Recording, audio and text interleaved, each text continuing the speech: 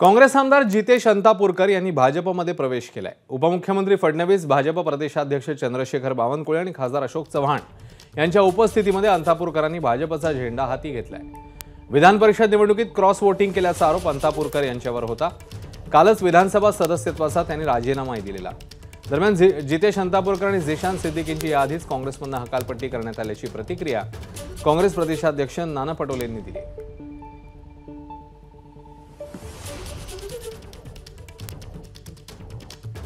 विश्वास आहे की लवकरच अशोकरावांचे इतर सहकारी देखील जे काही तिकडे राहिलेले आहेत तेही भारतीय जनता पक्षामध्ये येतील आणि या विधानसभेमध्ये पुन्हा एकदा नांदेड जिल्ह्यामध्ये सगळ्यात मोठा पक्ष भारतीय जनता पक्ष आणि आपली महायुतीच असेल हा विश्वास या निमित्ताने मी व्यक्त करतो।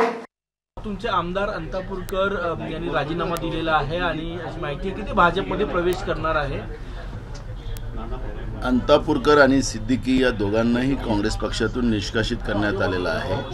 त्याच्यामुळे निष्कासित जे काँग्रेसमध्ये नाहीत त्यांच्याबद्दलची चर्चेचा विषय उपस्थित होतो। एबीपी माझा, उघडा डोळे बघा नीट।